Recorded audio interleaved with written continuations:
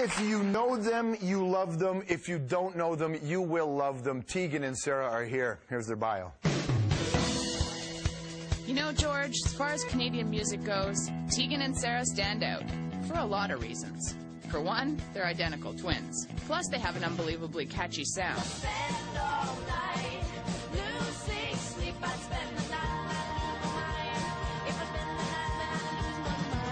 Not to mention a whole lot of personality. Shut the camera. I don't know how. Shut them out. All that has taken them beyond their indie rock base right into the mainstream. Please welcome Tegan and Sara. From late-night TV talk shows to the L Word. Come on, Dana, come out of that closet. To having their music featured on a bunch of your favorite TV shows. So how did it all start? Well, the twins started playing together in their hometown, Calgary. Only then, they called themselves Plunk. At 17, they entered a local music competition, this time as Sara and Tegan. And what do you know? They won, with the highest score in the competition's history. That led to a spot on Sarah McLachlan's Lilith Fair Music Festival, and their first album, the independently released Under Feet Like Ours. Then in 2000, they caught the eye of this guy. Well, actually, it was Neil Young's manager who signed them onto Neil's label.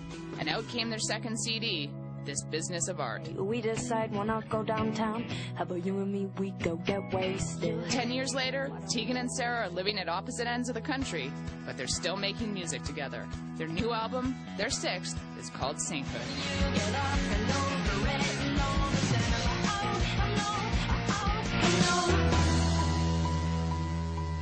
Tegan and Sara. Hello. Hi. Nice to see you. Nice to see you. How are you? Thanks for coming on our show. Thanks for having us. Of course. What's happening? What's going on? We're just hanging out, Tegan and I thought we'd pop by. Yeah, See how you were. They're just floating around the studio, looking for Rick Mercer's autograph to stumble across the Hour Studios. Exactly. Yeah. It's a great record. I really do love this record. I needed to sort of clarify this. The story kicking around is the first time you've written together for your own album? Mm-hmm. Sarah and I started writing songs when we were 15, so we were very, we were writing about things that we couldn't talk about out loud. So when it came to songwriting, it was very, like, we would hide in our separate bedrooms, and it was only out of necessity that I would even share my songs with Sarah. I just needed her to run the ghetto blaster and press record for me so I could, do the demo. So, yeah, and it's never come up. It's sort of like this awkward thing where I've known her my whole life, and then all of a sudden it was like, she called me one day and was like, do you want to try writing songs together? And I was like, ooh, Okay, now when did that call come?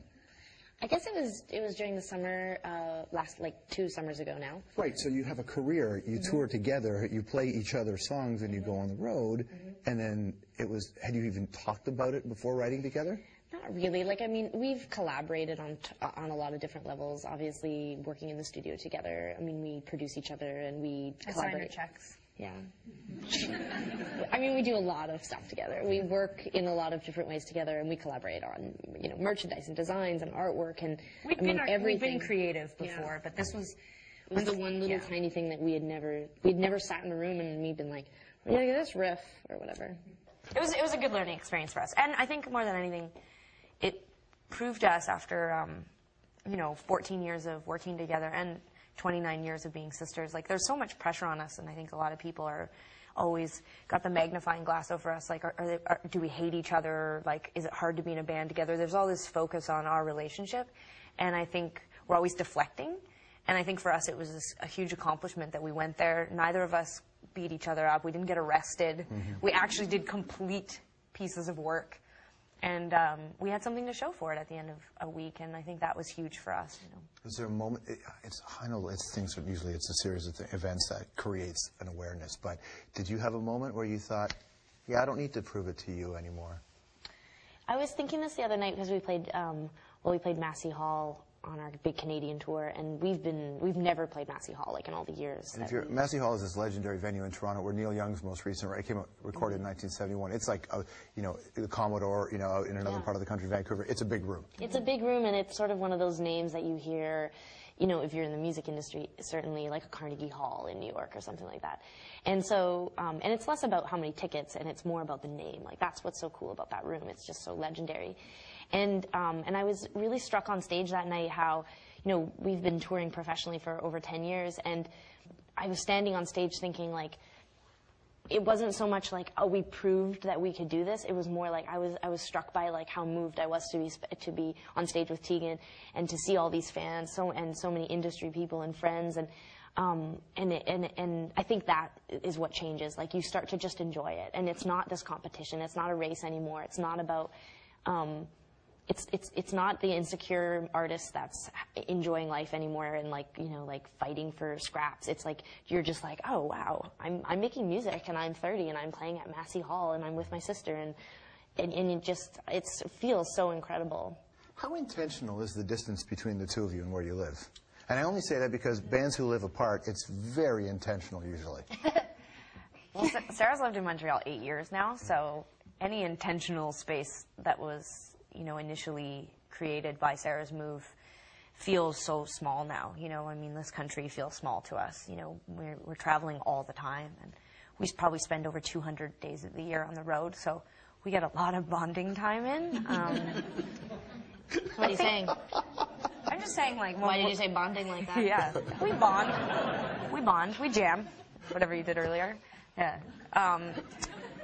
No, I think that when Sarah said she was going to move to Montreal, I think the only friction that came from that move was it was in the middle of a record cycle, so it was kind of inconvenient. And also, that 3-hour time zone difference sometimes can be a real pain.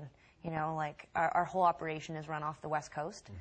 So there were times when I felt her move represented a move away from music, not from me, but from our career. And what you mean to say is responsibility. Yeah, I felt like the responsibility was on me now because Sarah was in Montreal, blah, blah, blah, and I was like, hope you're having fun in your winter wonderland. So, but, snowshoeing or whatever you do. But, no, but now it doesn't. Soaking up culture. Yeah, exactly. Learning French. Oh, wait, no, you've been there 8 years and you haven't learned any, so.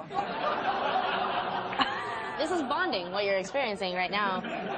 It doesn't matter if Neil Young signed to you, you're still sisters, yeah, right? Exactly. But yeah, no, I think everyone has this image of Mary-Kate and Ashley Olsen. You know, Bob Saget's our dad, and we have bunk beds, and even though we're 30, we just, like, love hanging out all the time. And nobody lives with their siblings, except weird people. So, no, the space, I think if we didn't do what we do, we would probably live in the same city or close to each other. Sure. But, because we do what we do, it's nice to have space.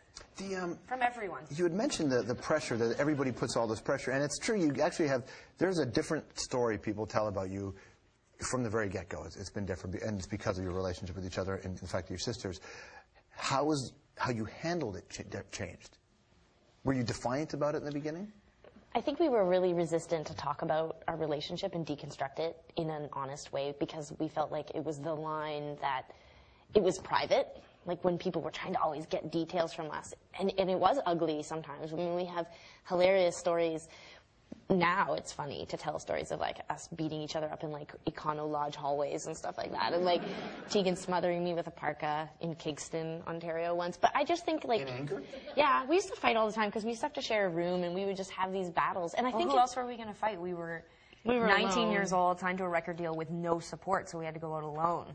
Yeah. So it was like something bad would happen, and I'd be like, I'm so angry. The only person's you. I'm going to kill you. I think if we were boys, too, it would have been different. Like, I think people would be like, oh, yeah, of course, you go shoot some pucks or whatever boys do and then beat each other up. And because that's not true. That's my Wednesday night. Right. You know?